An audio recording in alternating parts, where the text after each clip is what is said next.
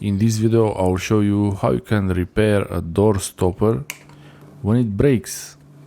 This door stopper, the part on the door, it's okay. This could also break, but this one is okay. But the problem is here, the actual stopper on the floor got broken. And I was wondering here how it's possible. The hole of the screw is still there, but then there is a piece of the plastic. I realized there was another hole for the screw in the middle. I don't understand how this thing broke. Yeah, I didn't understand how it broke. It wasn't clear to me then, but eventually I realized. Yeah, it wasn't higher. No. Yeah, it couldn't be higher. It was just in the middle. It was in the middle here. Yeah. So this had two mounting screw holes and only one was used like that. But I can put it like this, so maybe it's okay. The best thing would be to replace the door stopper completely. They are very cheap, and if you have it nearby, it's really always better to replace it.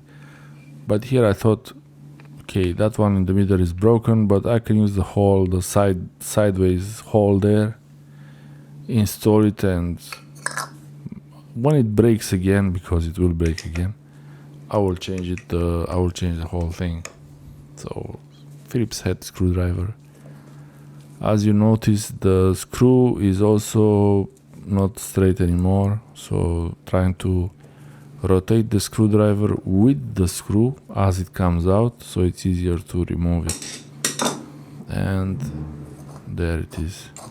Now this screw, you can replace it or you can straighten it. I have to either straighten this.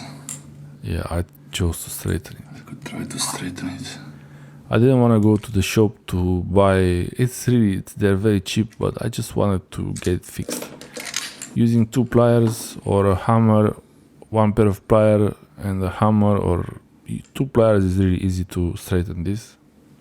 It's not perfect, but it doesn't have to be.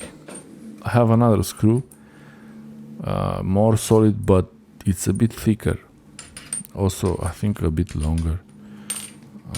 The mounting hole is for that screw, that length, so I decided to use the original screw. It was much easier. This mounting hole has that expanding piece of plastic that you have to remove like that.